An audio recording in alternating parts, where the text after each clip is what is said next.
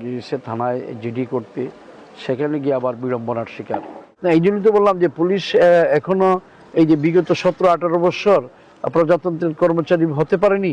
সরকারের রেখে যাওয়া প্রশাসনের যে কিছু কিছু কর্মকর্তারা আছে, আসলে অত্যন্ত বেদনাদায়ক বিষয়টি। আমি যখন 1টার দিকে আমি দেখলাম যে এই ধরনের একটা ঘটনা বাহুবলে একটি ছেলে হারিয়ে গিয়েছে।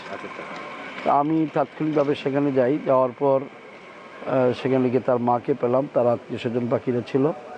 বাবা গিয়েছে থানায় জিডি করতে, সেখানে গিয়ে আবার বিড়ম্বনার শিকার। জিডি নিবে, সেখানে অফিসার ইনচার্জকে খোঁজাখুঁজি করেছে প্রায় রাত্রি 10টা পর্যন্ত। যখন 10টা পর্যন্ত পায়নি, তারপরে জিডি করতে থানায় গিয়েছে। বাবা তো সেইটুকু বুঝেনি, কাগজপত্র নেয়নি, জাতীয় পরিচয়পত্র নেয়নি, ফটো নেয়নি। তারপরে বাসায় ফিরে আসছে, এরপরে ফটো এবং জাতীয় পরিচয়পত্র নিয়ে গিয়ে রাত্রি ধরেন 2টা-10 দিকে সেই জিডিটা এন্ট্রি হয়েছে। তো এই যে ঘণ্টাখানিক তাকে বসায় রাখলো, জিডি এন্ট্রি করার পূর্বে অফিসার ইনচার্জকে অবহিত করতে হবে। অফিসার ইনচার্জ বাসায় ঘুমে থাকলেন, আর এখানে যে লোক জিডি করতে গেল সে সেখানে হয়তো রাত্রি, আমি যদি হয়তো ফোনে না বলতাম তো হয়তো জিডিটা নিতে আরও বিলম্ব হতো। এই হচ্ছে এখনো প্রশাসনের, এই বিগত ফ্যাসিস্ট সরকারের রেখে যাওয়া প্রশাসনের যে কিছু কিছু কর্মকর্তারা আছে, এখনো এগুলা বিভিন্ন থানায় অধিষ্ঠ আছে। যাই হোক, আমি আর সেদিকে যাচ্ছি না। আমি অবশ্যই তাদের পরিবারকে সান্ত্বনা দিয়েছি এবং আমি পুলিশ কমিশনার সাহেবের সাথে আমার কথা হয়েছে।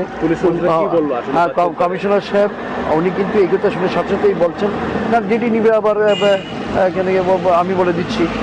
এবং উনি বলছে যে আমি আমার যতটুকু সম্ভব আমি আমার এই সংশ্লিষ্ট থানাগুলো এবং পাশাপাশি জেলার বাইরেও থানাগুলোতে ইনফরমেশন যাচ্ছে এবং তাকে উদ্ধার করার জন্য তাদের তৎপরতা বাড়ানো হবে। এই কথাটি, এই জন্যই তো বললাম যে পুলিশ এখনো এই যে বিগত 17-18 বছর প্রজাতন্ত্রের কর্মচারী হতে পারেনি, এই জন্য তাদের সেই অভ্যাসটুকু রয়েছে। এখন যেহেতু জনগণের সরকার এসেছে, জনগণের জবাবদিহিতামূলক সরকার এবং আগামী যিনি বাংলাদেশ একটি সমৃদ্ধ বাংলাদেশ, সকলের ভাগ্যযোগ্য বাংলাদেশ আজকের প্রধানমন্ত্রী জনাব তারেক রহমান যিনি চান, তিনি অবশ্যই এই পুলিশকে প্রজাতন্ত্রের কর্মচারী খুব সহজেই, কিন্তু আমি মনে করি ওনার মাধ্যমেই প্রজাতন্ত্রের কর্মচারী পুলিশ হবে। শেষ পর্যন্ত অসহায় পরিবারটার পাশে থাকবেন আপনি? অবশ্যই, ডেফিনেটলি। আমি তো কালকে সকালে উঠেই কিন্তু আমার প্রথম কাজ থাকবে যে ওই শাহপুরান থানার অফিসার ইনচার্জকে ফোন করে যে জায়গা থেকে টানা হেঁচড়া করে বাচ্চাকে নেওয়া হচ্ছে সেখানে সিসিটিভি ক্যামেরা আছে, সেখানে ফুটেজ দেখে গাড়ির নাম্বার বাহির করা, তখন বোঝা যাবে যে ওই গাড়িটা কোন দিকে বাহির হয়েছে। এটা আবার কোতোয়ালি থানার অফিসার ইনচার্জ, আমি তাকে ধন্যবাদ দিই, উনি লাইভ দেখেই আমাকে ফোন দিয়েছেন।